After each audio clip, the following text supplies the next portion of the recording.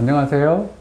두청한의원 대표원장 김도환입니다. 오늘은 3차 신경통에 대해서 말씀드리려고 합니다. 3차 신경통 많이들 들어보셨을 텐데 정확하게 알고 계신 분들은 많지 않더라고요. 그래서 오늘 3차 신경통이 무엇인지, 그리고 3차 신경통의 증상과 원인, 그리고 치료법에 대해서 다른 데서 일반적인 내용보다는 조금 더 깊이 있는 내용으로 설명을 드리려고 합니다. 3차 신경은 그 뇌에서 얼굴 쪽으로 나오는 신경이에요. 그런데 그 신경이 가지가 세 가닥이 나온다고 해서 3차 신경이라고 이름을 붙입니다. 하나는 이마 쪽으로 가고요, 가지 하나는 뺨 쪽으로 가고, 다른 마지막 가지 하나는 턱 쪽으로 가는데 이 부분에 염증이나 통증 같은 게 생기게 되면 그거를 3차 신경통이라고 부르는 겁니다. 일반적으로 우리가 알고 있는 3차 신경통의 원인은 3차 신경 주변에 있는 혈관들이 이 신경을 눌러서 압박을 해서 염증이 생기고 통증이 생긴다고 알려져 있습니다. 그리고 그때 쓰는 약들이 일반적으로 진통제 계통의 약들, 그 다음에 항경련제 계통의 약들을 주로 씁니다. 쉽게 말해서 통증이 너무 극심하기 때문에 되게 센 약들을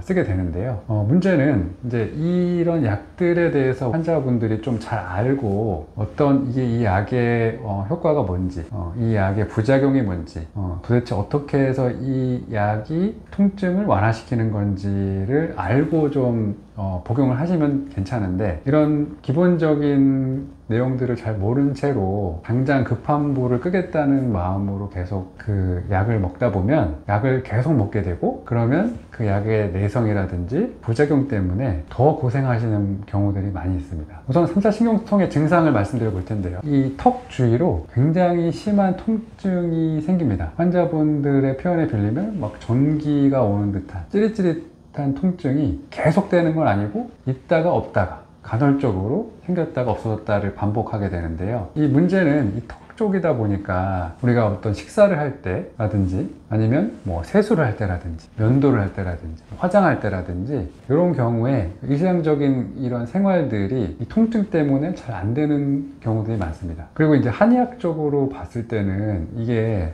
아까 그랬잖아요. 혈관이 신경을 압박해서 통증이 생긴다 라고 했는데, 한의학적으로 봤을 때는 이것 외에도 다른 원인들이 있어요. 예를 들어서 한의학에서 말하는 이제 혈관 안에 찌꺼기가 있는데, 그걸 우리가 어혈이라고 표현을 해요. 이런 어혈들, 혈관 안에 찌꺼기가 너무 많아도 그 혈관이 예를 들어서 팽창을 한다거나 그러면서 주변 조직을 압박하는 경우에 통증이 생길 수가 있고, 또 그 혈액의 어혈들이 혈액순환을 방해해서 신경에 문제를 또 일으킬 수도 있고, 또 오장육부라고 하죠. 오장육부에서 이런 신경이 회복되는 데 필요한 그런 성분들을 잘 못 만들어 줄 때도 3차 신경통이 생기고 계속 재발하고 그렇게 되곤 합니다. 그래서 한의학에서는 이제 3차 신경통을 이렇게 치료를 합니다.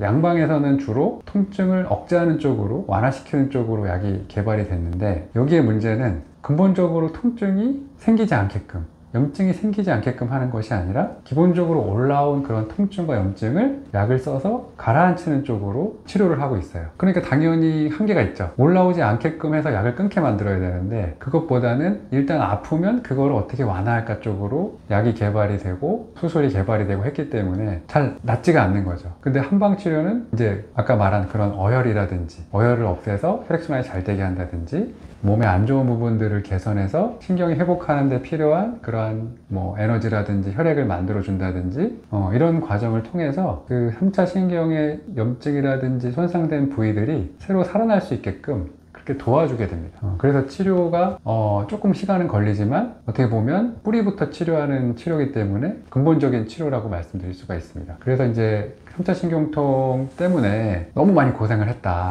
내가 이제 약을 먹어도 안 듣고 약에 이제 내성이 생기고 부작용이 생겨서 너무 힘들다, 내지는 그 나이가 좀 있으시거나 몸의 건강이 약해서 어떤 시술이나 이런 거 받기도 힘든 상태다, 이런 분들이라면 꼭 한의원에 내원하셔서 한의학적인 어떤 검사, 그리고 과학적인 검사를 통해서 본인의 정말 근본적인 원인을 좀 파악하시고 거기에 맞게 치료를 하시면 잘 좋아질 수 있으니까 포기하지 마시고 꼭 치료하시기 바랍니다.